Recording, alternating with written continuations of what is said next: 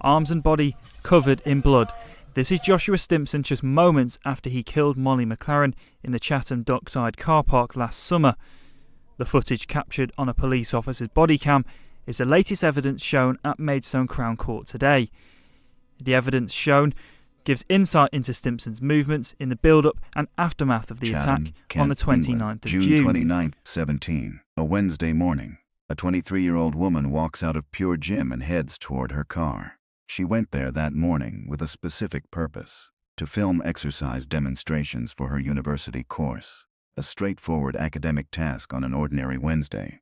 But the last 45 minutes had been anything but ordinary. From inside that gym, she had been sending messages to her mother, to her best friend Amy Lee, to her cousin Sam. Message after message, all of them saying the same thing: he is here. He has been here twice this morning. I have not put anything on social media. I have not told anyone I was coming here. I do not know how he found me. She had already reported this man to the police, twice. Officers had contacted him directly on both occasions and warned him to stop or face arrest. He had ignored both warnings. 2 days before this morning, he walked into an Asda supermarket in Chatham and spent £8 on a kitchen knife. Her name was Molly McLaren. She was 23 years old, and she never made it home from that car park. This is Homicide Vault, and this is the full documented account of what happened to Molly McLaren. The evidence, the investigation, the courtroom, and the institutional failures that made this tragedy possible. Every detail in this documentary is drawn from verified court records, trial testimony, and confirmed reporting. Nothing is speculation. Everything that follows is what actually happened. To understand this case fully, you have to understand who Molly McLaren was before June 29, 2017.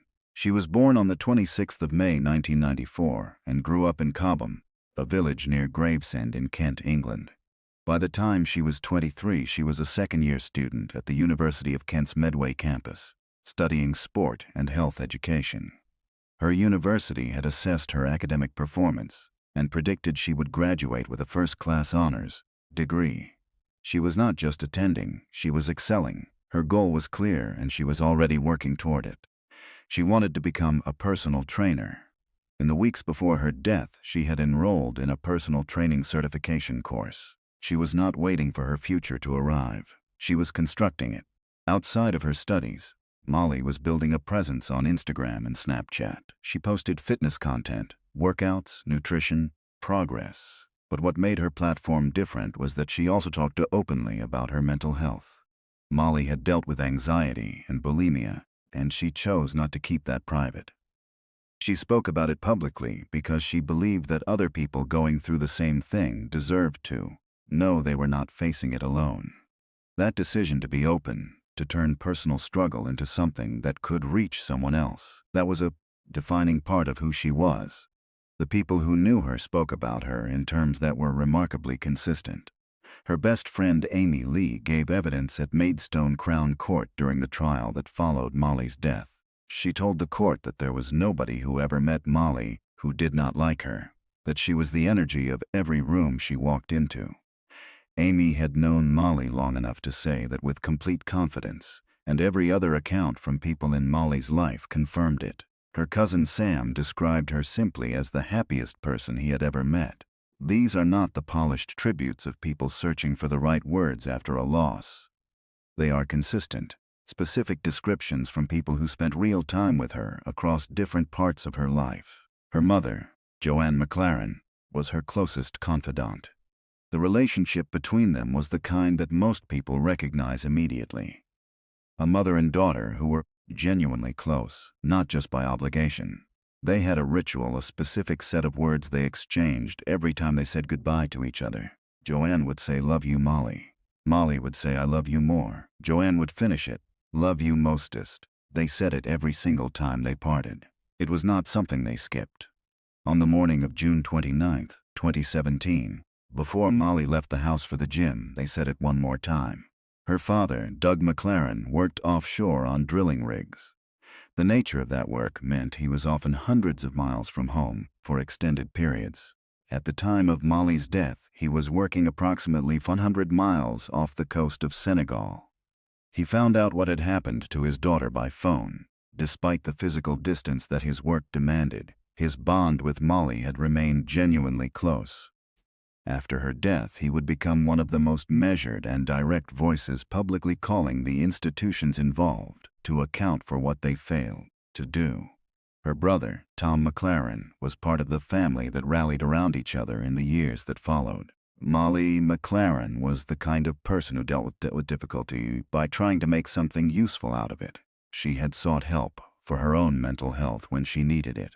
She had spoken about it publicly when it might have been easier not to, and when she encountered danger in the months before her death, she reported it. She went to the police. She did what she was told to do. The question this case raises is not whether Molly McLaren did enough to protect herself. She did everything the system made available to her. The question is why that was not enough, and what the full documented record reveals about the people and institutions that should have made it enough. If you are new to this channel, Homicide Vault covers cases like this one. Cases where the crime is only part of the story, where the investigation, the courtroom, and the systems around the victim matter just as much as the events themselves. Subscribe now and hit the bell notification so you do not miss what comes next. Every case on this channel is researched and reported to this standard. Now let us get into the full story. She said, "Mum, he's just turned up." So I said, "What, at the gym?" So she said, "Yeah." So I said, "Oh, how did he know you were there?" She said, "I just don't know." I said, "Where are you now?" She was by the lockers or something. I said, just come home. Which I wish I hadn't now. Because if she'd stayed there, maybe, with people around her, she'd still be here. But I said, come home. And that was the last time we spoke. Joshua Stimpson was not the kind of person who raised immediate alarm. That is one of the most important facts about this case, and one of the most important things to understand before the events of June 2017 can make full sense. He was not erratic on the surface. He did not present as unstable in a way that was immediately obvious to the people around him. He was, by most first impressions, a capable and personable young man. The court heard from Tony Coulson, the owner of Window Plan, a double glazing company based in Strood, Kent, where Stimpson worked as an operations assistant. Coulson told Maidstone Crown Court that when Stimpson applied for the position, he was selected from a pool of 40 applicants. He stood out at interview. He came across as confident, capable, and engaged. Former colleagues who knew him at the company described two completely different versions of the same person. One was a charming, put-together individual who could hold a conversation and command a room.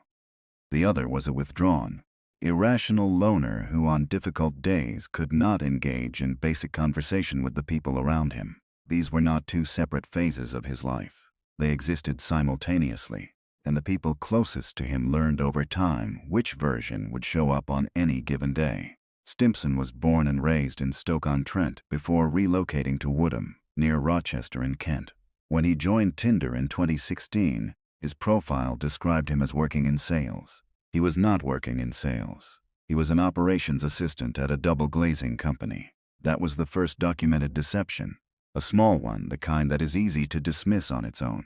But it was not on its own. He also told Molly, and later her family, that he had never been in a relationship before, that he had never had a girlfriend. This was also false. It was a claim he made deliberately, and the effect of it was specific. If Molly believed she was his first relationship, she would feel uniquely responsible for his emotional well-being. She would carry the weight of what it might do to him if she left. Leaving would not just feel like a breakup.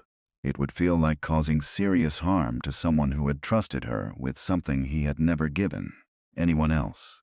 That was the intended result, and it worked exactly as designed. His background offered some context for how this pattern developed. Though context is not the same as explanation, and it is certainly not justification. His parents separated when he was young. His mother left the family home, and that departure was described during court proceedings as having produced what psychiatrists later termed a hypersensitivity to rejection, a deep, persistent inability to tolerate being left by the people he attached himself to. His father, Paul, gave background information during the case that filled in part of the picture. Paul told the court that in 2010 he discovered his son in a flat in a serious mental health crisis. It was a situation that preceded any of his involvement with the women who would later come forward about what he put them through. In the years following his parents' split, Stimpson was referred multiple times to the Kingsley House Mental Health Clinic in Gillingham. He refused counseling on each occasion. He was eventually prescribed medication and referred to a mental health specialist in July 2016. He did not engage with that referral. He did not attend. The same month that referral was made, he matched with Molly McLaren on Tinder. He had told people at various points that he had been diagnosed with bipolar disorder. Dr. Philip Joseph, the prosecution psychiatrist who gave expert evidence at trial, stated that he very much doubted that diagnosis was accurate, but that is a matter for later in this documentary. What matters here is the pattern of behavior that existed long before Molly McLaren ever heard his name, because Joshua Stimpson had done this before, not once, multiple times, and each time, the woman involved had to handle the situation largely on her own, because the systems that existed to protect her either were never properly activated or failed to retain any lasting record of what had happened. In 2013, a woman named Alexandra Dale met Stimpson at a pub in Staffordshire. From the very beginning of their contact, he told her she was not to speak to any other men, not strangers, not friends, any man at all. He did not like it, and he made that clear immediately. What followed was documented in detail when Dale gave evidence at Maidstone Crown Court in 2018. Stimpson began following her without her knowledge. He photographed her in public without her being aware he was there. He would later question her about what she was wearing in those photographs, making clear he had been watching her and expected her to explain herself to him. Then came something that stopped the courtroom cold. Alexandra Dale received a photograph of her own back garden. She had never told Stimpson where she lived. She had never brought him to her home. He had located the address on his own, gone there without telling her, and sent her an image taken from inside her private space, a place she had never given him access to. He also damaged her vehicle by slashing her tires. And when Alexandra Dale made the decision to travel on holiday, Stimpson sent her a message. The message stated that he was going to fly out and drown her. She contacted police. The behavior toward her stopped. And in what became the most consequential administrative failure in this entire case, the report she made to Staffordshire Police in 2013 was never formally recorded as a crime. No log was created. No entry was made in any national database. As far as any searchable police record was concerned, none of it had ever happened. That decision, made in 2013 in a police station in Staffordshire, would have direct and devastating consequences 4 years later in a car park in Chatham, Kent. Alexandra Dale was not the last woman to go through this with Joshua Stimpson. In 2016, just months before he matched with Molly on Tinder, a woman named Leah Hubbard was briefly involved with him. When Hubbard decided she no longer wanted to continue seeing him, the response came quickly. At a nightclub in Maidstone, Stimpson spat a drink directly at her. Security staff removed him from the venue. That happened at around midnight. When Leah Hubbard left the nightclub 5 hours later, at approximately 5 in the morning, Joshua Stimpson was still sitting outside. He had waited the entire time without moving on. In the days that followed, he appeared at her flat in the early hours of the morning and knocked on her window. His stated reason for being there at that hour was that he needed to charge his phone. Leah Hubbard told Maidstone Crown Court that after their involvement ended, she referred to Joshua Stimpson as her stalker. That was the word she used. Not a difficult ex, not someone who had been hard to shake. Her stalker, said plainly, with the clarity of someone who had lived through it and understood exactly what it was.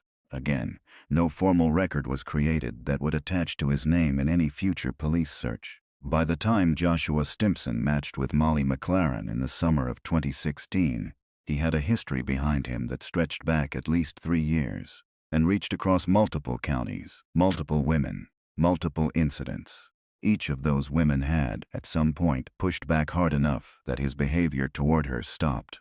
Each had sought help in some form, and in each case, what happened either went undocumented or was never recorded in a way that built a traceable, searchable history. There was no single file with his name on it. No record that any investigating officer could pull up and review. No connected picture of who he was and what he had done. He did not become dangerous when Molly ended their relationship. He did not change in June 2017.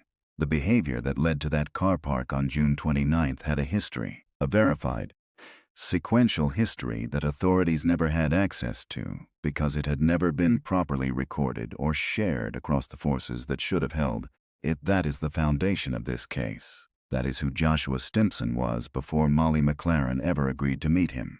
And that is what makes everything that follows not just a tragedy, but a preventable one.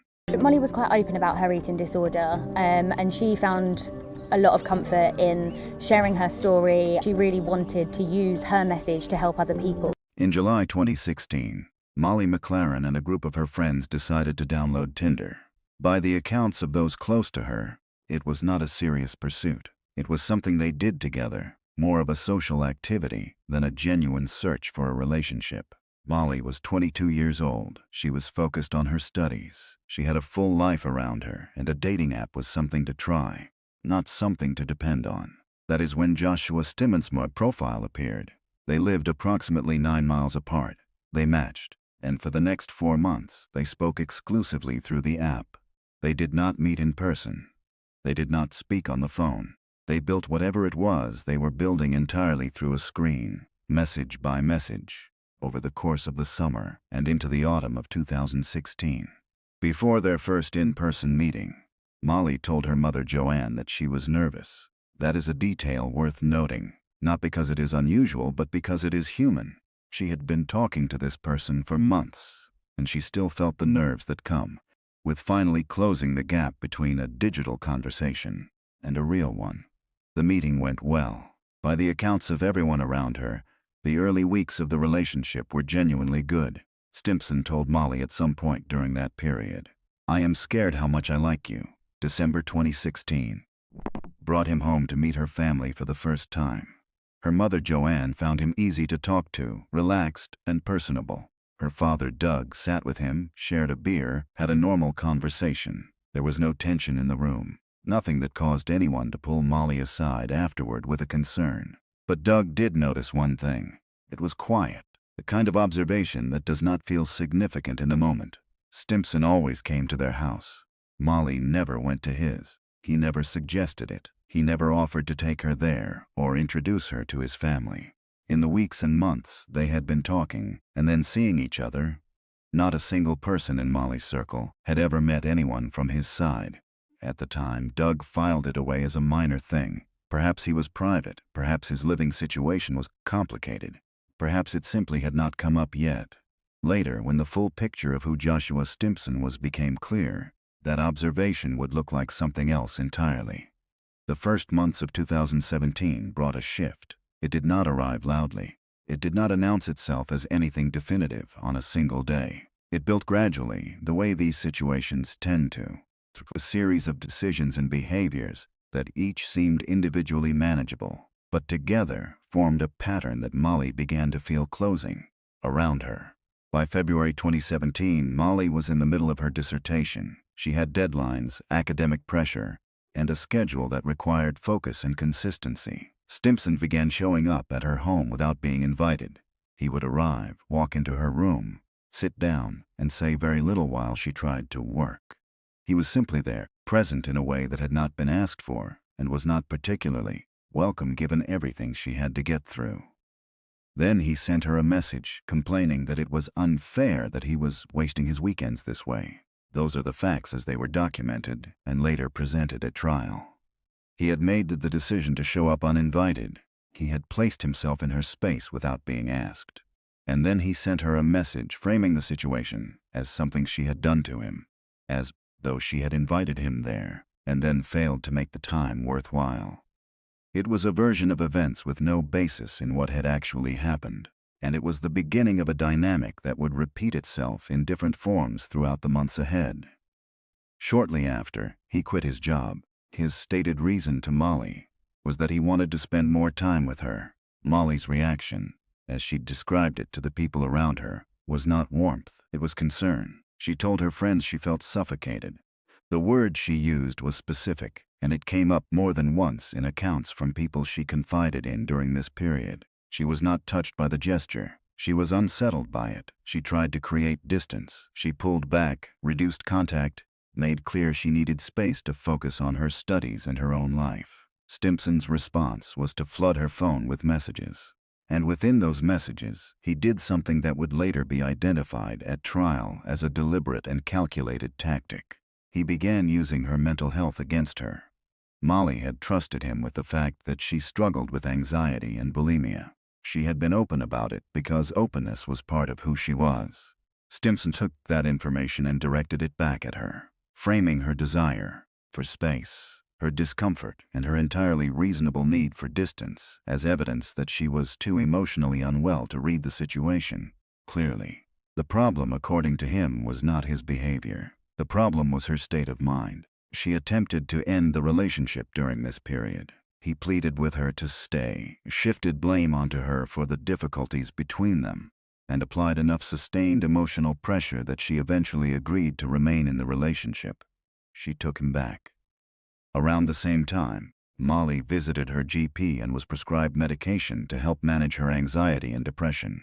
When Stimpson found out, he told her the medication would make her feel worse and advised her not to take it. Dr. Philip Joseph, the prosecution psychiatrist who gave expert evidence at trial, addressed this specific behavior directly in his testimony. He told the court it was a calculated effort to keep Molly emotionally off balance and reliant on Stimpson rather than on the medical support she had sought out for herself.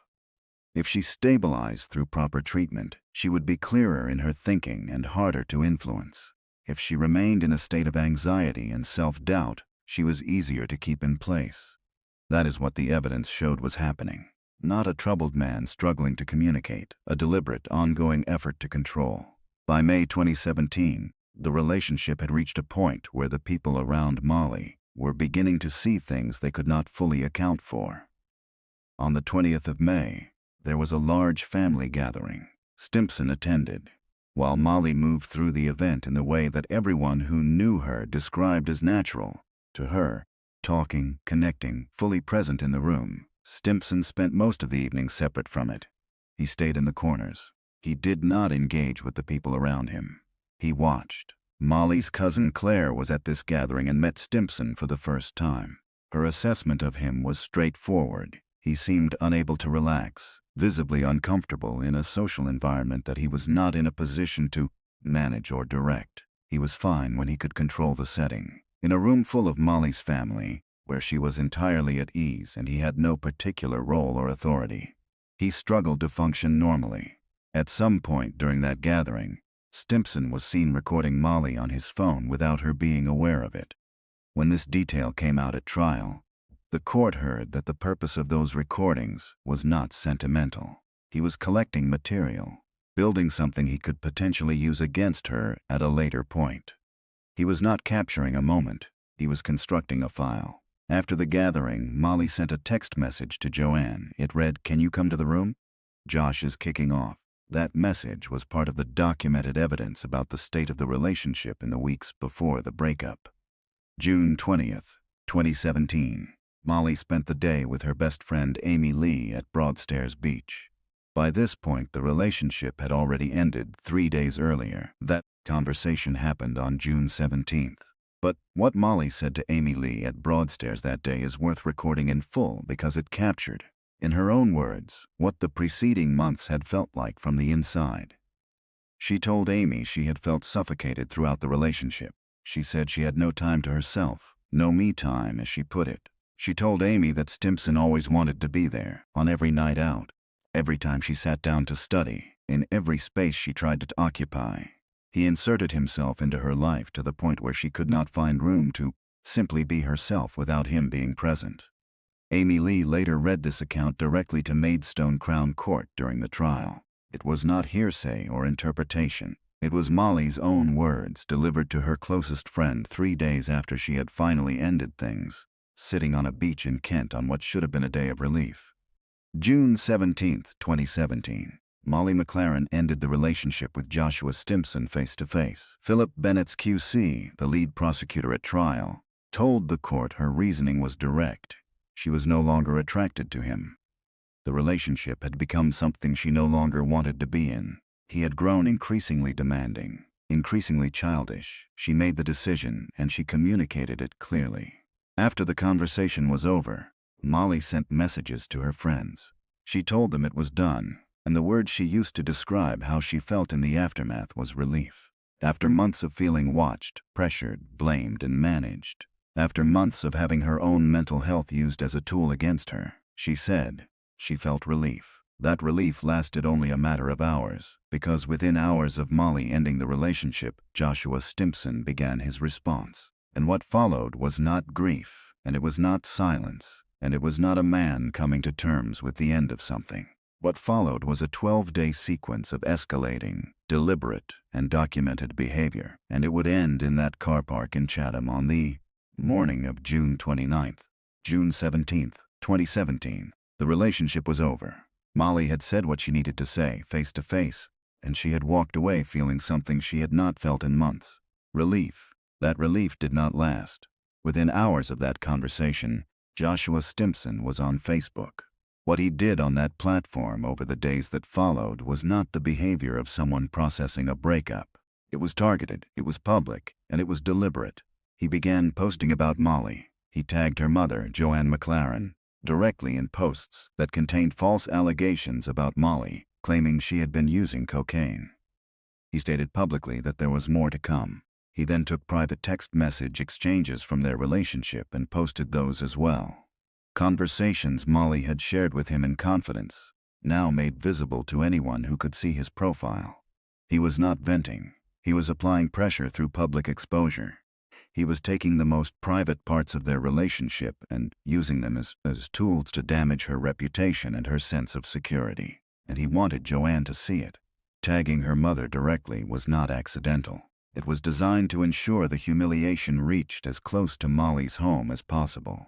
When Molly realized what was happening, she blocked his account. What she did not know was that a mutual contact, someone connected to both of them, had already offered Stimpson a way around that. This person told him directly, "Do not worry, we can monitor her account from mine if we need to." Through that back channel, Stimpson retained visibility into Molly's social media activity even after she had blocked him. She believed she had cut off his access. She had not. During this period, Molly was sending messages to her friends that documented exactly how she was feeling. She told them she was scared he might hurt her. She said she did not know how far he might take things. She described him as having turned really nasty and said he had completely lost the plot. These were not vague expressions of frustration. They were specific statements of fear from a young woman who had known this man for nearly a year and was now watching him behave in ways that told her the situation was moving somewhere serious. Molly and Joanne contacted Facebook. They reported the posts. The platform reviewed them and removed them. It appeared briefly as though that avenue had been shut off. Stimpson posted again. This time, Facebook reviewed the new content in isolation, without the history, without the context of what had already been removed, without any consideration of the documented pattern of what he had been doing in the days prior. The platform assessed the new posts on their own terms and decided to leave them in place. Joanne McLaren, reflecting on that decision after the trial, said, "Facebook takes no responsibility at all." That was her summary of what happened. It was accurate. On the 22nd of June 2017, 5 days after the breakup, Molly and Joanne went to Kent Police Station together. They walked in and reported everything. The posts, the false allegations, the tagging, the private messages made public, the back channel access through the mutual contact, the messages Molly had sent her friends, and the fear she had expressed to the people closest to her. They laid it out in full. Officers contacted Stimpson by phone. The call was made while Molly and Joanne were still at the station. The person on the other end of that call was calm, cooperative, and consistent. He told the officers he had done nothing wrong. He repeated that position throughout the conversation. He was not defensive or erratic. He was controlled. Police issued a formal warning, stop the behavior or face arrest. They then conducted a search of their records to check whether there was any prior history attached to his name. The search came back clean. There was nothing on file, no previous reports, no documented incidents. No record of any kind that connected Joshua Stimpson to any prior harassment involving any previous partner. The reason for that absence, as would later be confirmed, was that a report made by a woman in Staffordshire in 2013 had never been formally recorded as a crime. It had not been entered into any national database. As far as Kent police could determine from their search in June 2017, Joshua Stimpson had no history. He was, on paper, a man with a clean record, receiving his first formal warning from officers. Within 24 hours of that warning being issued, he posted again on Facebook. On the 25th of June, Molly and Joanne returned to the police station. Second formal warning was issued to Stimpson. Officers searched their records again. Again, nothing came back. No cross-force connection was made. No mechanism existed that would surface what had been reported in another county years earlier. 2 warnings, 2 clean searches, and a man who had now demonstrated, twice in the space of 3 days, that the warnings were not going to change his behavior. In the days following that second visit, Molly took action on her own terms. She created a new private Instagram account, a deliberate reset, a clean space with a controlled list of people she trusted. She had worked with Facebook to bring the posts down. She had been to the police twice. Now she was rebuilding her online presence quietly and on her own terms. She told friends it finally felt quieter. That for the first time since the breakup, things felt like they might be settling. That feeling was understandable. It was also short-lived. June 27, 2017. 2 days before Molly McLaren was killed, CCTV cameras inside an Asda supermarket in Chatham recorded Joshua Stimpson at a confirmed timestamp. He walked to the relevant aisle, selected a kitchen knife, and paid for it at the till. The knife cost £8.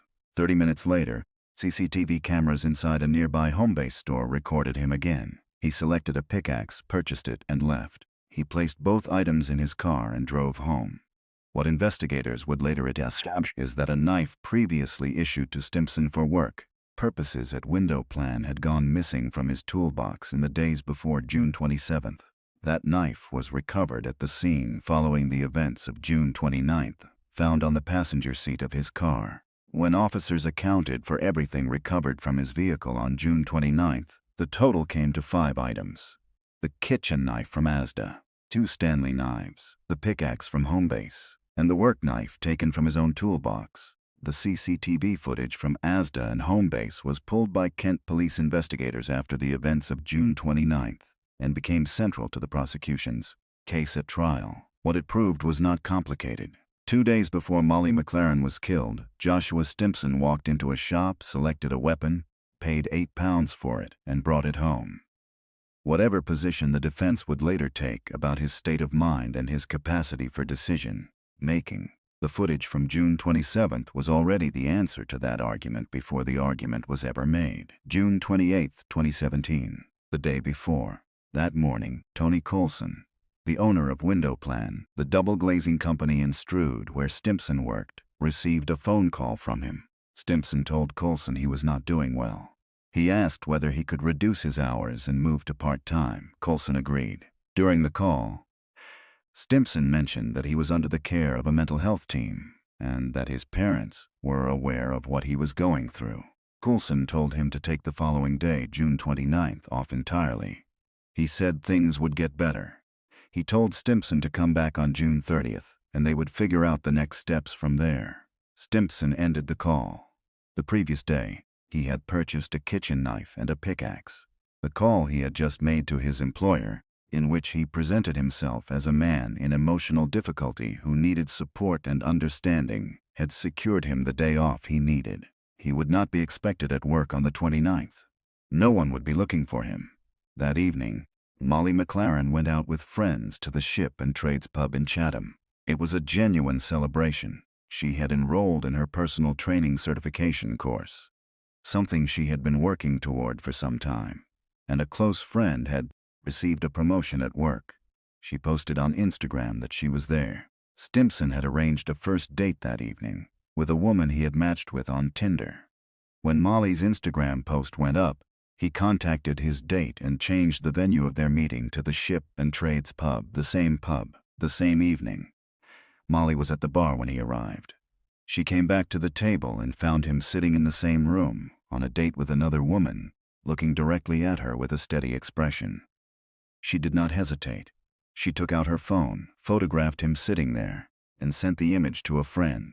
Then she made an excuse and left. Amy Lee gave evidence at trial about what Molly said when she described that encounter. She told the court that Molly was physically shaking. Molly told her that the police had already been in contact with Stimpson that week, and that she had not expected to see him at the pub that night.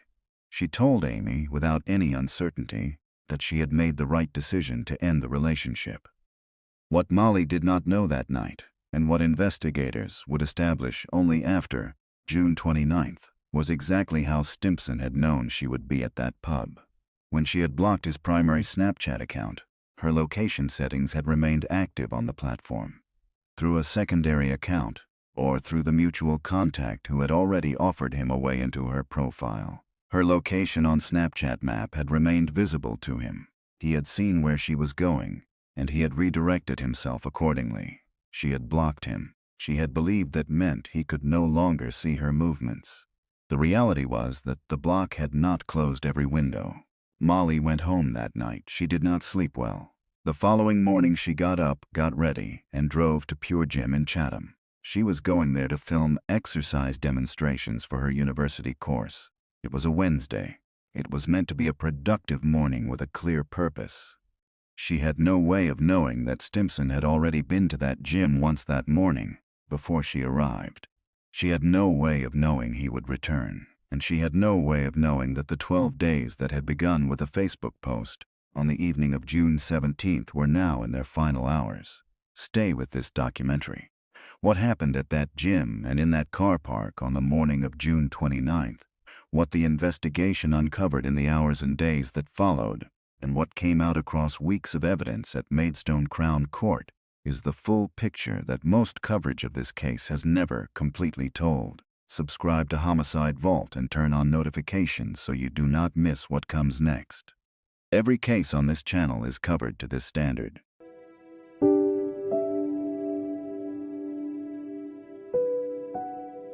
She just sent me a screenshot of an incident that had happened at Chatham Dockside, and I just knew instantly. And I tried to contact Molly again, and there was no answer.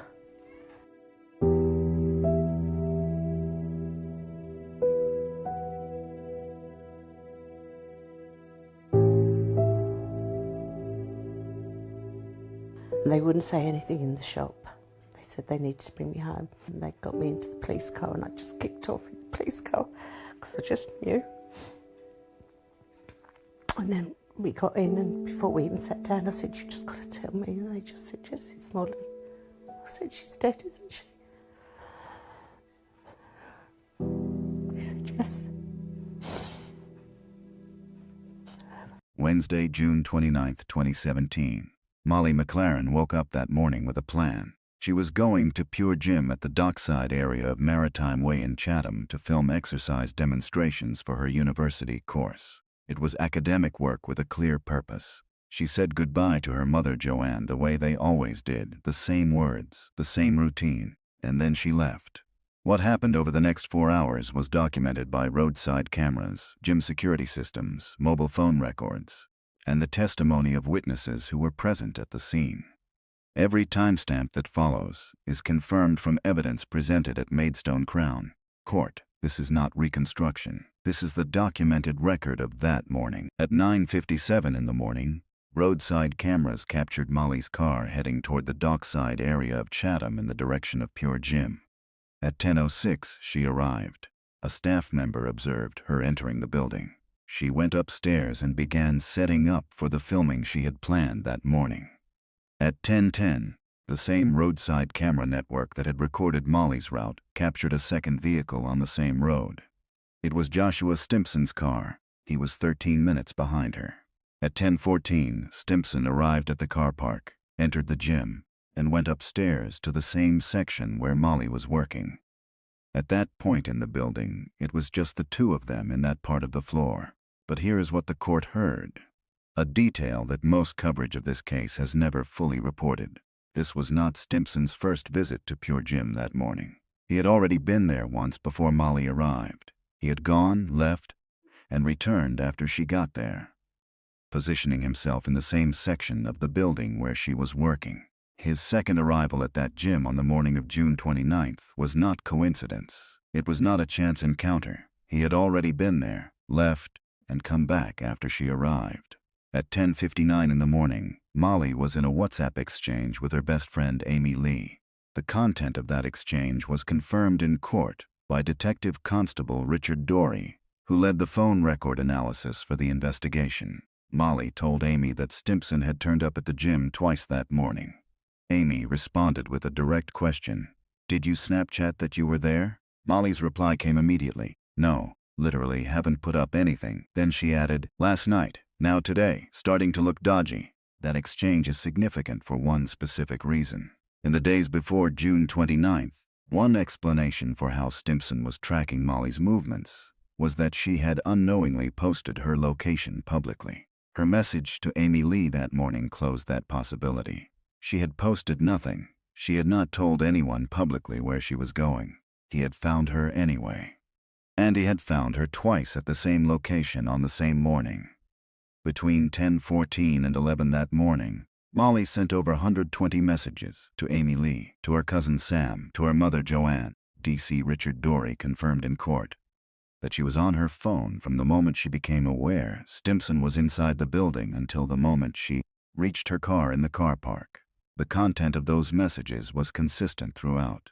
"He has turned up at the gym. He has come right next to me. How does he know I am here?" Joanne's response was immediate. She told Molly to ignore him and leave for home straight away. At some point during that period, Molly walked directly over to where Stimpson was and asked him face to face whether he had been following her. His response, as it was later presented in court, was 4 words. "That is none of your business." He then left the gym first. CCTV footage, shown in full to the jury at Maidstone Crown Court, recorded exactly what happened after he walked out of that building. He went down to the car park, got into his vehicle, and began driving in slow, deliberate circles around the parking area. He was not leaving. He was not driving away. He was circling the car park and waiting for Molly to come out of the building. At 11:01 in the morning, Molly McLaren walked out of Pure Gym and headed toward her car. She was still on her phone as she crossed the car park. The last message she sent before she reached her vehicle read, "I feel like I am looking over my shoulder all the time." Before she could reach her car door, Stimpson pulled his vehicle alongside her and forced the door open.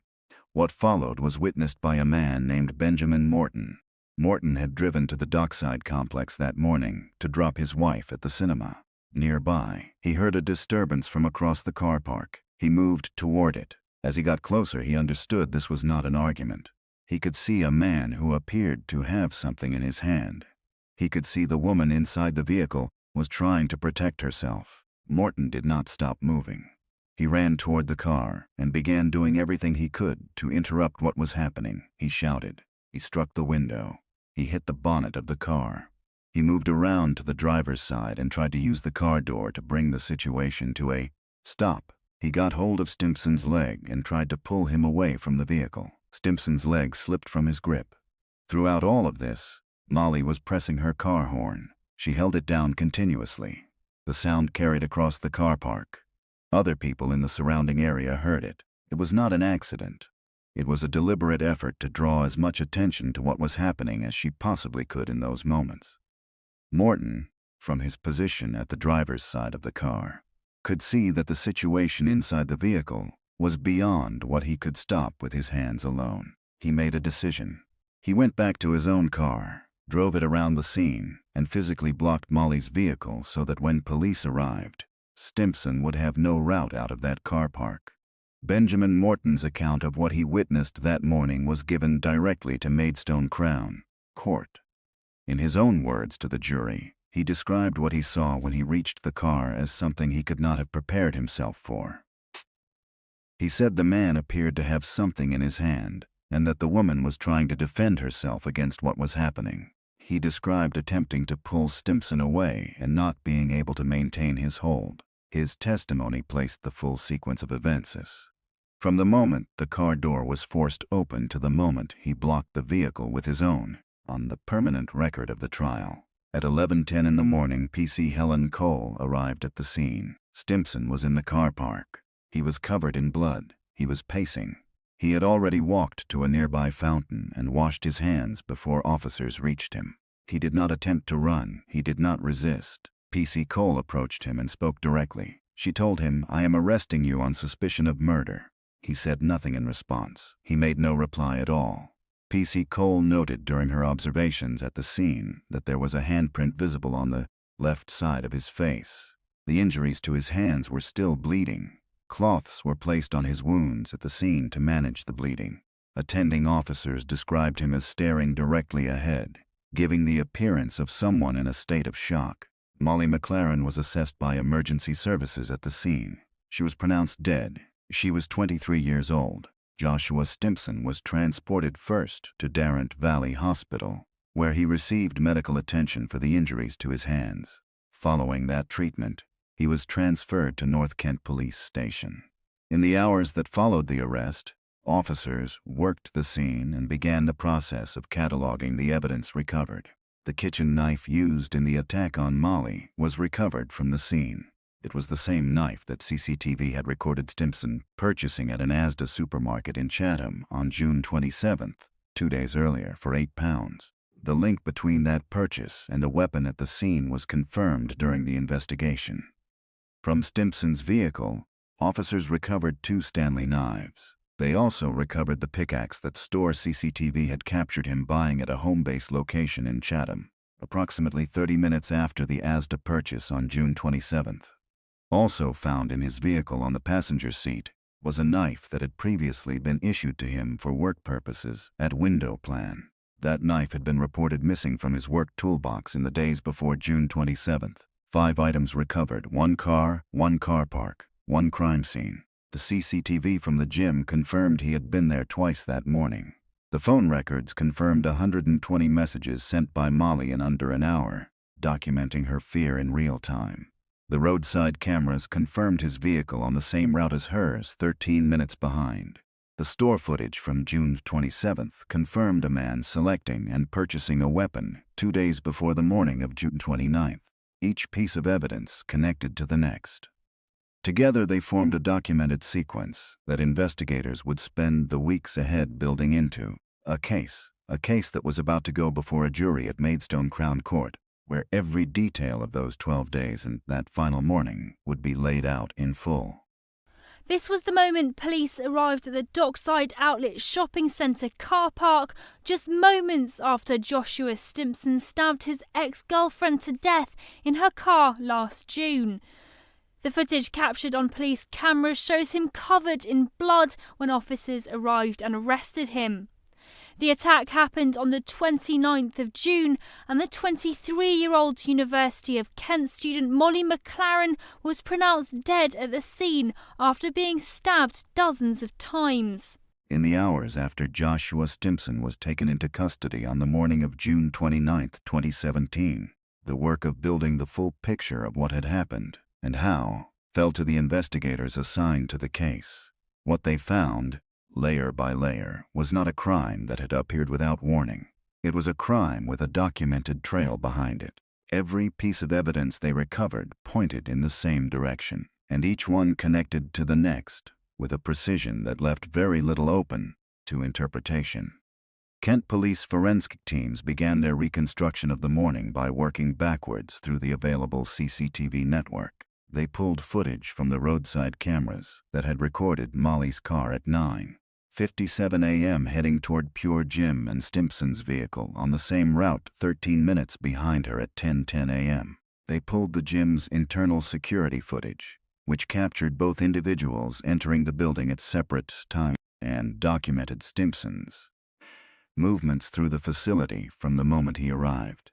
They retrieved the footage showing him leaving the gym ahead of Molly, returning to the car park below, and driving in deliberate circles around the parking area while she was still inside the building. Every movement from that morning was placed in a verified sequence. The CCTV chain produced a continuous, time-stamped record of where both individuals were, when they were there, and in what order events had taken place.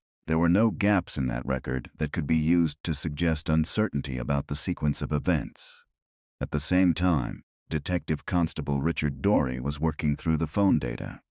DC Dorey's analysis of Molly's mobile phone produced a real-time record of her final hour, 120 messages sent in under 60 minutes, each one placing her state of mind and her awareness of the situation on the permanent record. The messages established when she first became aware Stimpson was inside the building, what she communicated to her mother and friends in response, what Joanne told her to do, and the content of her final message before she walked out to the car park.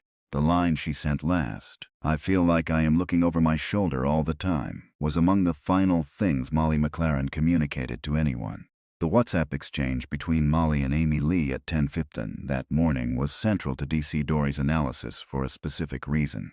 That exchange confirmed that Molly had not posted her location on Snapchat or any other platform before going to the gym. She told Amy directly, "No, literally haven't put up anything." The investigation then had to account for how Stimpson had located her at that gym on 2 separate visits that morning without any public post pointing him there. The answer came through the Snapchat map geolocation review. Even after Molly had blocked Stimpson's primary account on the platform, her live location settings had remained active. Through a secondary account, or through the unnamed mutual contact, who had already offered him access to her profile during the 12 days following the breakup, her real-time location had remained visible to him. That was how he had tracked her to the Ship and Trades pub the night before. That was how he had found her at the gym. She had taken the step of blocking him, but the block had not closed every route he had into her digital presence, and he had used the ones that remained open. The weapon evidence was traced with the same level of precision. The kitchen knife recovered at the scene was matched through forensic analysis to the Asda supermarket purchase captured on store CCTV on June 27th. The pickaxe recovered from Stimpson's vehicle was matched to the home-base purchase, made approximately 30 minutes after the Asda visit on that same day. The work knife found on the passenger seat of his car was confirmed through employer records at Window Plan, where documentation showed it had been issued to Stimpson for work purposes and had subsequently been noted as missing from his toolbox. Every item recovered from that vehicle had a documented point of origin. The investigation had not found a collection of items that raised questions. It had found a collection of items with a traceable history, a history that ran directly back to deliberate decisions made across multiple locations over multiple days before June 29th. The post-mortem examination was conducted by forensic pathologist Dr. Olaf B. Drisky, who subsequently gave evidence at Maidstone Crown Court. Dr. Bededrisky confirmed the number of wounds Molly had sustained in the attack, 75 in total. He confirmed the location of those injuries, which were concentrated to the neck, head, and body. He confirmed the presence of offensive injuries on both of Molly's hands, physical evidence that she had been actively working to protect herself throughout the duration of the attack. And then Dr. Bededrisky told the jury something that placed the entire nature of what had happened in a specific and important forensic context. He stated that Molly McLaren would have lost consciousness within seconds of the attack beginning. That finding was not simply a detail about the timeline of events. It was clinical evidence that addressed one of the central questions the trial was going to have to answer. The defense position was that Stimpson's mental condition at the time of the attack had been so significantly impaired that his level of responsibility should be reduced.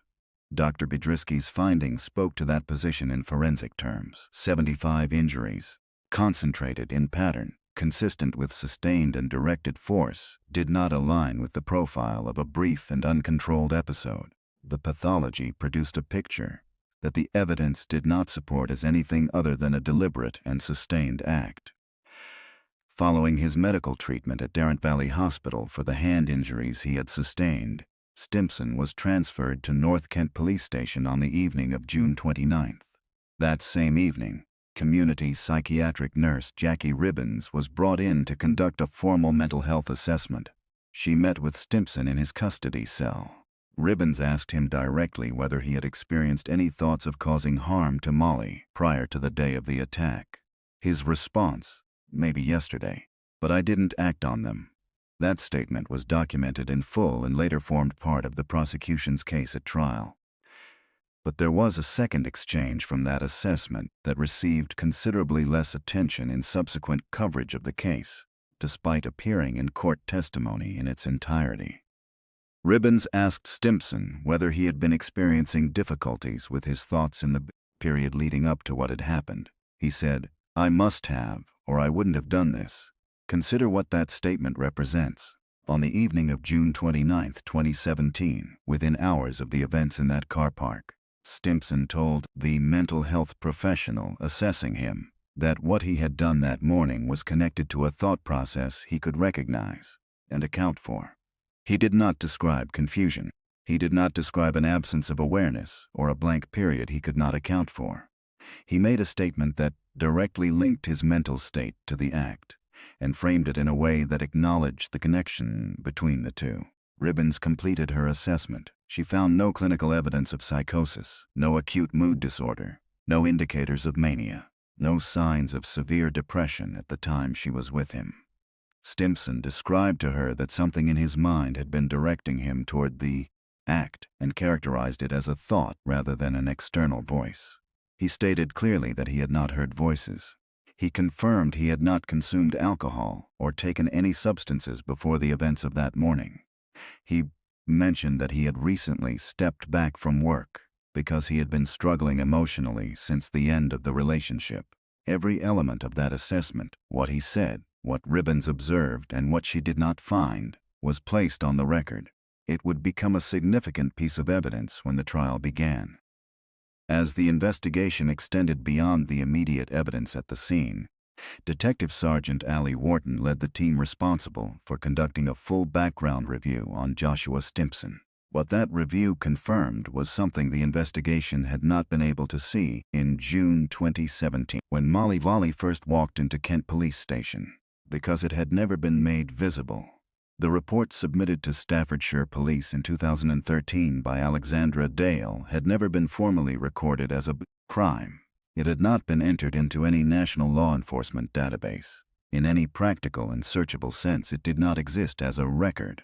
A separate report involving another woman in Kent in 2016 had similarly not been formally filed in a way that attached to Stimpson's name in any system that another force could access.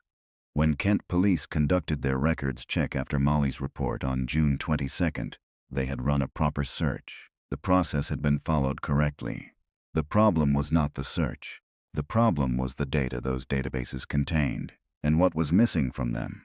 Years of documented behavior, reported across different counties at different times, had never been connected to one name in any format that could be retrieved. Doug McLaren addressed this directly in statements made after the conviction. He said, if when Joanne and Molly went to Kent Police, they could have tracked down the alleged crime in Staffordshire, it might have thrown a whole new light on things. Arguably, Molly might still be alive.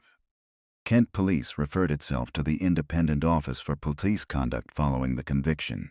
The review that followed produced findings with consequences for how forces across the country were required to record and share reports of this nature going forward. Detective Sergeant Ali Wharton, who had led the investigation from June 29th through to the conclusion of proceedings, gave his own clear assessment of Joshua Stimpson after the verdict was returned. He described him as a cold and calculated individual, not someone who had been unable to exercise control over his actions, but someone who had made deliberate decisions across a period of days and carried them through. Every piece of evidence the investigation had recovered, Wharton said, pointed to that same conclusion. The investigation was complete. The post-mortem findings were on record. The phone data had been fully analyzed. The CCTV chain was documented end to end. The weapon trail had been confirmed and traced. The custody assessment was filed. Everything was going to Maidstone Crown Court. And what happened inside that courtroom over the weeks that followed would determine whether Joshua Stimpson would be held fully accountable for what the evidence showed he had done. The court heard lots of details to do with the background and also put into perspective what led up to the incident. So they heard how their relationship started, what their relationship was like, how it ended, and the events that came to leading to Molly being killed in the car park at the Chatham dockside last summer. But one of the more chilling details that we heard came from witness Benjamin Morton, who was there at the time and tried to intervene with Joshua Stimpson to stop him from attacking Molly McLaren in the car park. He said that the male, Joshua Stimpson, was continuously stabbing the female in the neck and head area, but mainly round the neck. It was like a frenzy, he said, and he was doing it again and again. Morton tried to intervene by closing Stimpson's leg in the door, but he managed to carry on the attack, and eventually he killed Molly McLaren. January 23, 2018. Maidstone Crown Court, Kent, England. 7 months after the events of June 29, 2017, Joshua Stimpson walked into the dock. The presiding judge was Judge Adele Williams. The jury, 7 men and 5 women, took their seats, and the formal process of establishing, in a court of law, exactly what had happened and why began. Stimpson entered a guilty plea to manslaughter. He denied the charge of murder. That distinction was the foundation of everything that followed in the weeks ahead, because the difference between manslaughter and murder in this case rested on a single argument that his legal team, led by defense barrister Oliver Saxby QC, had constructed their entire case around. The argument was diminished responsibility. That Joshua Stimpson had been suffering from a mental condition at the time of the attack that had substantially impaired his ability to control his own actions. That what happened in that car park on June 29th was not the result of a deliberate decision made by a man in full command of himself, but the result of a breakdown in mental functioning so significant that the charge should be reduced from murder to manslaughter. The Crown Prosecution Service rejected that position from the outset. Philip Bennett's QC, lead prosecutor for the Crown, addressed the jury directly in his opening statement. He told them he carefully considered the actions he took against Molly. He was following her movements, waiting for the moment he had chosen. The prosecution's case was not going to be constructed on emotion. It was going to be built on a sequence of documented, verifiable facts. And Bennett structured that case around 4 distinct areas of evidence that he intended to place before the jury over the course of the trial. The first area was the tracking, the complete CCTV chain from the roadside cameras that placed Stimpson's vehicle 13 minutes behind Molly's on the morning of June 29th, to the gym interior footage showing him positioning himself beside her on his second visit to that building that morning, to the footage of him driving in slow circles around the car park while she was still inside. Every camera in that chain had recorded something. Together they produced an unbroken visual record of deliberate and sustained pursuit. The second area was the planning. 2 days before June 29th, Stimpson had walked into an Asda supermarket and purchased a kitchen knife for £8. 30 minutes after that, he had walked into a home-based store and purchased a pickaxe. A knife previously issued to him at his workplace had gone missing from his toolbox in the days before June 27th and was found on the passenger seat of his vehicle at the scene. 2 additional Stanley knives were also recovered from his car. 5 items in total, sourced from 3 separate locations over multiple days. Philip Bennett's QC told the jury plainly, this was not a man who had reached for the nearest available object in a moment of uncontrolled crisis. This was a man who had gathered what he needed from 3 separate sources across the days before he acted. The third area of evidence was the documented record of Molly's state of mind. The 120 messages she had sent in under an hour on the morning of June 29th. The WhatsApp exchange with Amy Lee at 10:59 that morning, in which Molly confirmed she had not posted her location anywhere and could not account for how Stimpson had found her at the gym. Twice, the messages she had sent to friends throughout the 12 days after the breakup, clearly stating she was scared and did not know how far he might take things, and her physical condition the night before her death, which multiple witnesses would describe from the stand. The fourth area was the pattern. Prior relationships, prior behavior, prior individuals who came before the court and gave direct testimony about their personal experiences with Joshua Stimpson, establishing for the jury that what Molly had gone through was not an isolated incident and had not come from nowhere. The witnesses gave their evidence in sequence, and each account added something specific to what the prosecution was presenting. Joanne McLaren gave evidence by written statement. She described the increasing anxiety Molly had shown in the final days of her life. She laid out the content of the social media posts Stimpson had made following the breakup. She described the 2 visits she and Molly had made together to Kent Police Station, the warnings that were formally issued on each occasion, and Molly's state of mind throughout that final week. She also confirmed that Molly had told her Stimpson had previously claimed to have a bipolar disorder diagnosis, a detail that became directly relevant when the psychiatric evidence was put before the court. Amy Lee, Molly's closest friend, gave her evidence in person. She told the court about a day she and Molly had spent at Broadstairs Beach on June 20th, 3 days after the breakup. Molly had told her that throughout the relationship she had felt suffocated and had no time to herself, that Stimpson had always insisted on being present during her nights out and while she was trying to study. Amy then described what she had witnessed the night before Molly's death. She told the court that when Molly came home from the Ship and Trades pub on the evening of June 28th, Molly was physically shaking as she described encountering Stimpson there. Molly had told her the police had already been in contact with him that week and that she had not expected to find him at that pub that night. Amy confirmed that Molly had also told her, without any hesitation, that she had made the right decision to end the relationship. Alexandra Dale, who had been involved with Stimpson in Staffordshire in 2013, gave evidence and told the jury the full account of what she had been through. The photograph of her own back garden sent to her by a man she had never brought to her home and had never given her address. The occasion when he waited outside a nightclub for 5 hours after being removed from the premises. The message he sent her when she was preparing to travel, telling her he would come to find her. The moment she contacted police and the behavior toward her stopped. And the fact that when she made that report, it was never formally recorded as a crime. Her evidence established the pattern the prosecution had described, clearly, factually, and without the need for additional interpretation. Leah Hubbard, who had been briefly involved with Stimpson in Kent in 2016, told the court her account of what had followed after she ended contact with him.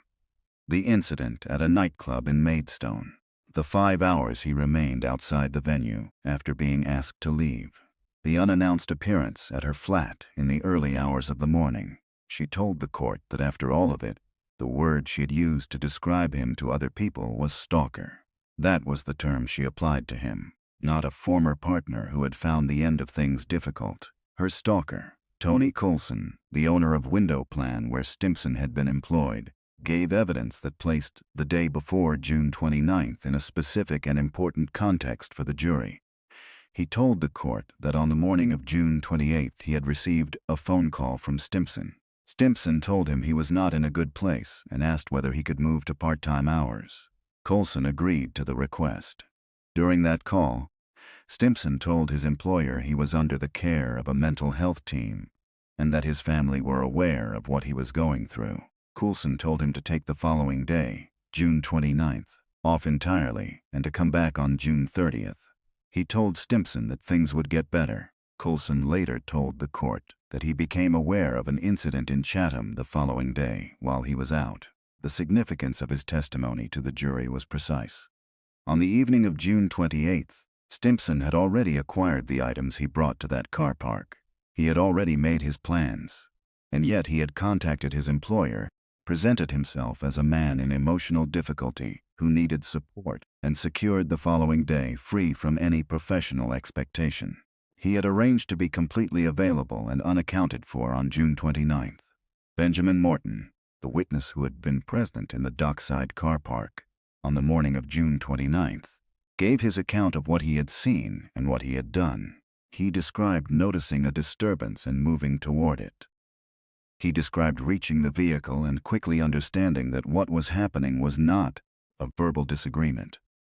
He could see the man appeared to have something in his hand, and the woman was actively working to protect herself. He described shouting, striking the bonnet of the car, hitting the window, and moving around to the driver's side to attempt to interrupt what was happening with the car door. He described getting hold of Stimpson's leg and then losing his grip. He described the moment he understood that his direct physical efforts were not going to be enough, and the decision he then made to get into his own vehicle, drive it around the scene, and physically block Molly's car so that Stimpson could not leave the area before police arrived.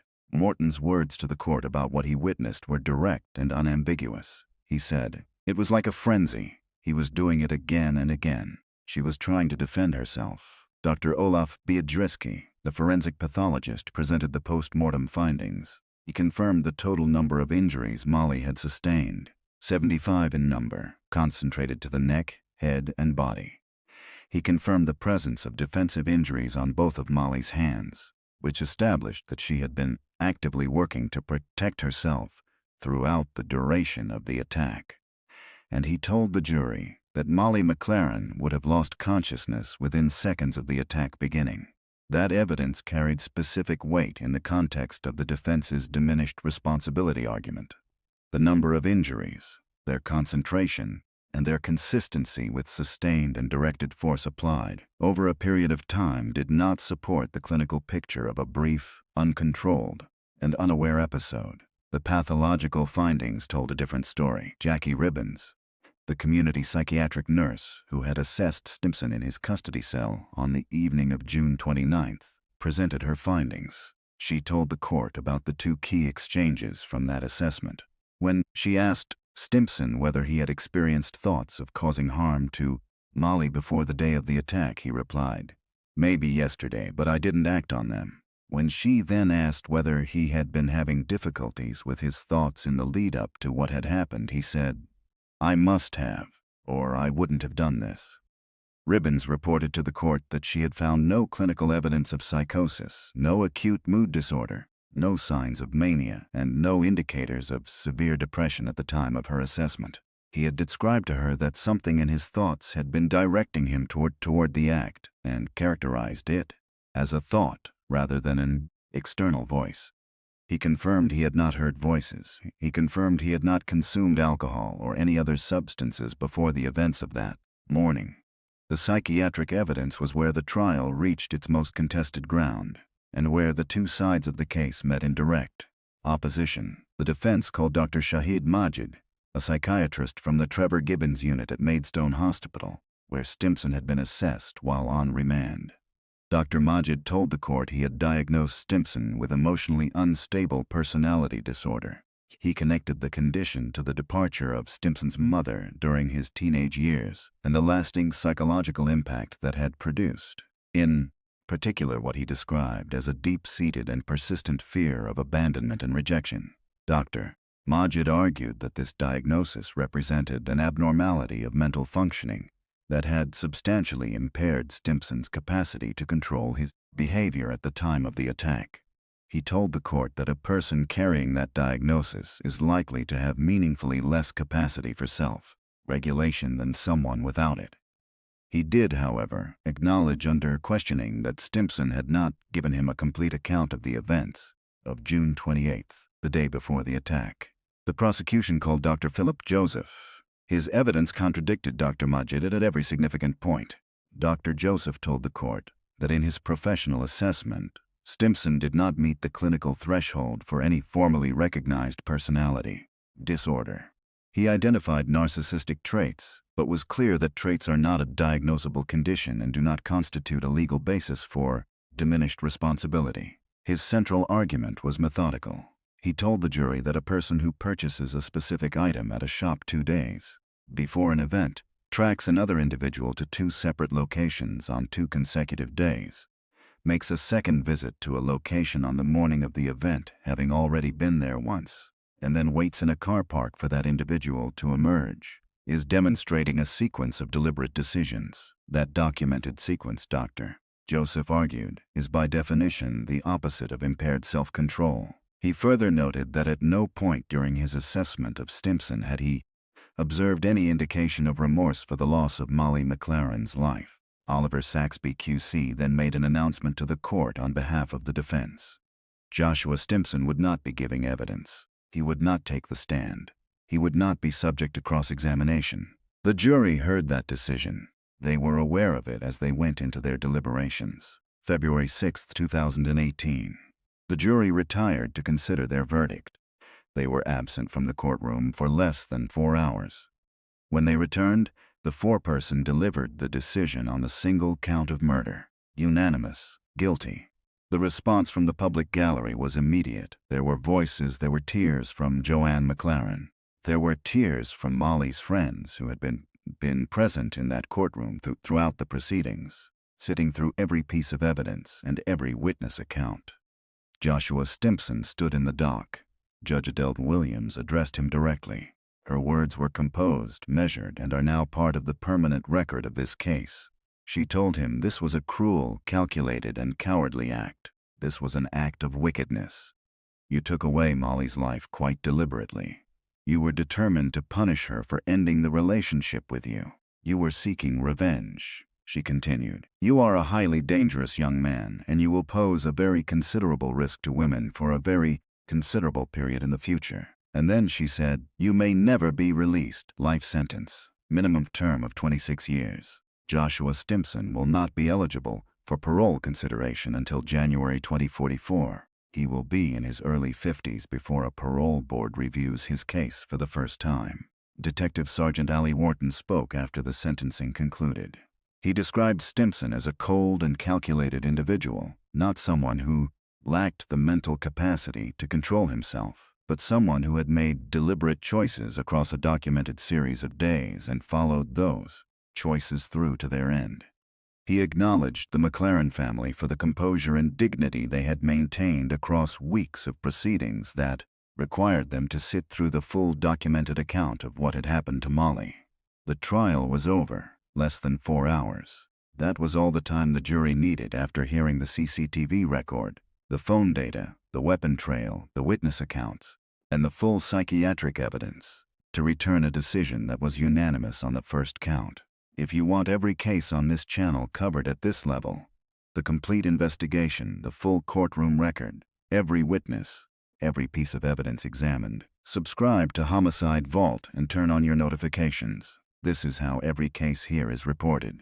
There is still more to come in this documentary. The conviction of Joshua Stimpson answered the legal question at the center of this case. The jury had deliberated for less than 4 hours. The verdict was unanimous. The sentence was life with a minimum of 26 years. But a conviction, however clear-cut, does not answer a different question. A question that Molly's family raised publicly after the trial, and that the evidence in this case makes impossible to set aside. How did this happen? Not the act itself. The investigation and the courtroom had documented that in full. The question is how a man with a verified history of threatening behavior toward multiple women, reported to police on more than one occasion, was able to operate for years, without any institution connecting the available information into a picture that could have stopped him. The answer requires examining 3 separate institutions and the specific decisions each one made. Decisions that, taken individually, each had a procedural rationale, but taken together, formed a sequence of gaps that Joshua Stimpson passed through without obstruction. The first failure begins in Staffordshire in 2013. When Alexandra Dale contacted Staffordshire police to report what Joshua Stimpson had done to her, the covert following, the photographs taken without her knowledge, the message threatening her, the damage to her vehicle. The report was received. Officers were aware of it, and then it was not formally recorded as a crime. Understanding why that happened requires understanding the policy framework that existed in Staffordshire at the time. In 2013, the force did not have a requirement that reports of stalking behavior be formally entered into the system as criminal records. The policy simply did not mandate it. A report could be received, handled at the officer level, and closed without any entry being created in a database that other forces could search or access. That policy gap had a direct and traceable consequence in June 2017. When Kent police conducted their background check on Joshua Stimpson after Molly, and Joanne walked into the station on June 22nd, the officers running that search were doing their jobs correctly. They searched thoroughly. They followed their procedures. But the information that would have changed the outcome of that search, Alexandra Dale's 2013 report, was not in any database they could reach. It had never been placed there, As far as any searchable national system was concerned, it did not exist. The search came back clean. Not because Stimpson had no history, but because the history that existed had never been entered into the record. Following the conviction and the subsequent review by the Independent Office for Police Conduct, Staffordshire Police confirmed that their policy had been formally changed. Officers across the force are now required to record stalking as a crime regardless of whether the person making the report wants to pursue the matter through the legal process. The report must be logged. The record must exist. That change is now in place and confirmed. It became policy after Molly McLaren was already gone. The second failure belongs to Kent Police, not to the individual officers who handled Molly's reports, but to the procedural framework within which those officers were operating. On June 22, 2017, Molly and Joanne attended Kent Police Station and reported everything. The Facebook posts, the false public allegations, the private messages made public, the back-channel access through a mutual contact, the fear Molly had expressed to friends. Officers took the report seriously. They contacted Stimpson directly and issued a formal warning: stop the behavior or face arrest. They ran a database search. Nothing came back. Within 24 hours, Stimpson had posted again on social media. On June 25th, Molly and Joanne returned to the station. A second formal warning was issued. The database was searched a second time. Again, nothing. No cross-force connection. No mechanism that would surface the Staffordshire report or the separate 2016 incident in Kent that had also not been formally filed. 2 warnings, both ignored. The procedure had been followed precisely, and the procedure had no further step built into it for this situation. The Independent Office for Police Conduct reviewed Kent Police's handling of the case after the conviction and reached a specific and important conclusion. The individual officers had not failed in their responsibilities. They had operated within their procedures and done what those procedures required of them. The failure was structural. There was no threshold in the system that required escalation when a formal warning was ignored and the behavior continued. There was no mechanism that connected to reports made in one force area to searches being run in another. There was no requirement that produced a different response at warning number 2 than at warning number 1. The review produced 6 formal recommendations. Each one addressed the same underlying issue: mandatory recording of threatening behavior as a crime across all forces in England and Wales, and mandatory information sharing between forces so that a record created in one county is accessible to an officer working a related case in another. The stated purpose of those recommendations was direct: to make the specific gap that existed in this case structurally impossible to replicate. The third failure involves a private platform, and while its role is different in legal terms from that of a police force, it is part of the documented record of what Molly went through in the 12 days between the breakup and June 29th. Following the breakup on June 17th, Stimpson began posting damaging content about Molly on Facebook. The posts included false public allegations made directly against her, with tags designed to ensure that the people closest to her would see them. Molly and Joanne contacted Facebook and reported the content. The platform reviewed it and removed it. That first response was the one they had asked for. Stimpson posted again. Facebook reviewed the second round of posts, and this time, the platform made a decision that the McLaren family found difficult to accept. The new content was assessed in isolation, without reference to what had already been removed from the same account, directed at the same person, as part of the same documented pattern of behavior. Reviewed without that context, the posts were determined to be permissible and were left visible. Joanne McLaren's public statement about that decision made after the trial was precise and unambiguous. She said, "Facebook takes no responsibility at all." The platform's formal response after the conviction referenced its existing framework of policies for users who encounter harmful behavior on the platform. No specific changes to those policies were publicly announced as a direct and stated response to Molly's case. Set against each other, these 3 institutional decisions form a specific pattern. A police force in Staffordshire in 2013 operated under a policy that did not require reports of threatening behavior to be formally recorded as crimes. A police force in Kent in 2017 searched databases built on the records that existed and found nothing, because what should have been there had never been entered. A private platform in 2017 assessed new content without the documented history of previous removals from the same source, and made a decision based only on the information directly in front of it at that moment. No single institution set out to leave Molly McLaren without protection. Each one looked at in isolation, made decisions that could be explained within its own operational framework. But the combined effect of those decisions, across 4 years, across 2 counties, across a public law enforcement system and a private technology company, was that Joshua Stimpson passed through every structure that existed to identify him, and not one of those structures was in a position to see who he actually was. Doug McLaren said it plainly after the conviction. He said, if when Joanne and Molly went to Kent police, they could have tracked down the alleged crime in Staffordshire, it might have thrown a whole new light on things. Arguably, Molly might still be alive. The word he chose, arguably, is the careful, measured word of a man who has spent a long time thinking about what he wants to say and how he wants to say it. It is not an accusation made in the heat of grief. It is a precise and considered statement from a father who read the evidence, followed the review, and reached a conclusion that the documented record of this case does not give anyone reason to dispute. After the verdict was read and the sentence was delivered, the courtroom at Maidstone Crown Court eventually emptied.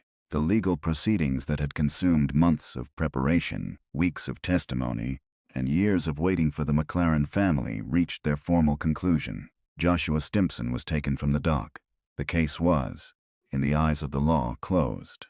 But for the people who had loved Molly McLaren, a different kind of work was only beginning. In the period following the conviction, the Molly McLaren Foundation was established. It was co-founded by Amy Lee, Joanne McLaren, Doug McLaren, and Tom McLaren, the people who had been closest to Molly, and who, in the years after everything they had been through, chose to direct their energy towards something she would have cared deeply about. The foundation's focus was eating disorders, specifically funding access to long-term therapeutic support for people struggling with conditions like the bulimia Molly had spoken openly about during her own life. She had chosen to talk about it publicly because she believed that other people dealing with the same thing deserved to know they were not facing it alone. The foundation took that belief and built something real around it. The documented outcome of that work is worth stating in precise terms. The Molly McLaren Foundation funded long-term therapy for 25 individuals with eating disorders and provided sustained support to their families throughout that process. 25 people who were able to access help they might not otherwise have reached, because a group of people who had lost someone decided that her life was going to be defined by what she had stood for, not by how it had ended. Every year, on or around the 26th of May, Molly's birthday, the foundation held Molly Fest, an outdoor music and community gathering open to family, friends, and people who had come to know her story and wanted to be part of how she was remembered. It was not a formal memorial. It reflected who she was, social, present, built around people coming together in a space that felt alive. In May 2024, the foundation held what it announced would be its final Molly Fest. The event took place at the Old Gravesend Rugby Football Club in Kent and was described at the time as potentially the largest gathering the foundation had ever held. After 7 years of consistent, purposeful work, Joanne and Doug made the decision to bring the foundation's active operations to a close. It was not a decision made from exhaustion.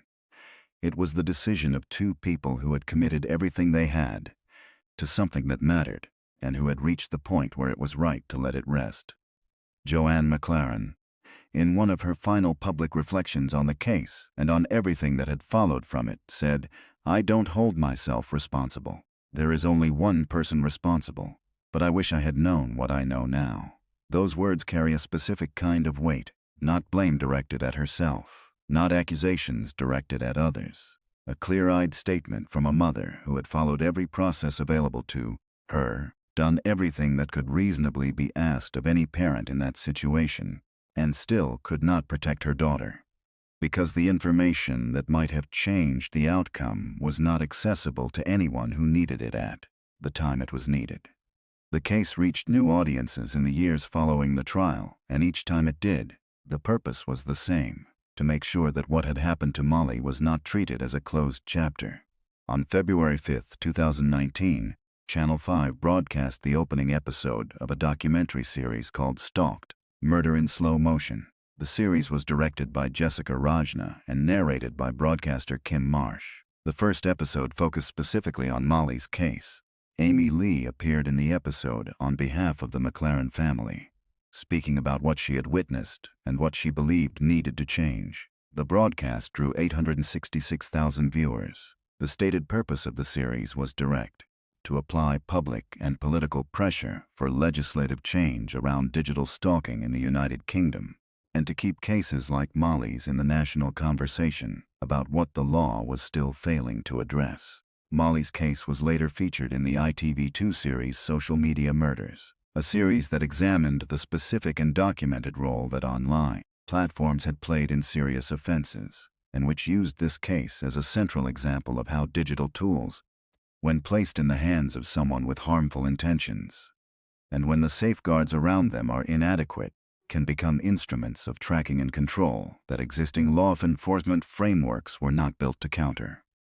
In the years after the trial, Molly's case became a reference point in a wider legal and policy conversation that was already underway in the United Kingdom. Advocacy organizations including Protection Against Stalking and the Susie Lamplugh Trust cited Molly's case directly in their campaigns for stronger stalking legislation. The argument they built in part around what had happened to her was for a formal stalking disclosure scheme. The concept was modeled on a mechanism already in existence: the Domestic Violence Disclosure Scheme, widely known as Clare's Law, which gives individuals the right to request or receive information from police about a current or former partner's documented history of domestic violence. The case being made in Molly's name was that an equivalent right needed to exist for stalking, that what she did when she walked into Kent Police Station on June 22nd and June 25th should have set in motion a process capable of surfacing everything that existed about Joshua Stimpson across every force that held any record of him, regardless of the county in which that record had been created or the format in which it had been stored. The argument was that no woman who does what Molly did, reports a threat, goes back when the threat continues, follows every step the system lays out, should be left with only a warning issued to a man whose full history the issuing officer had no way of seeing. That conversation has continued well beyond the conclusion of this case. Molly McLaren's name remains attached to it because her case remains one of the clearest documented examples of what the absence of that mechanism costs in real terms. Joshua Stimpson is currently serving his life sentence in a British prison. The minimum term set at sentencing by Judge Adele Williams was 26 years. He will not be eligible for any parole consideration until January 2044. At that point, he will be in his early 50s. Whether he is ever released will be a matter for a parole board to assess at the time his case becomes eligible for review, if it reaches that stage at all.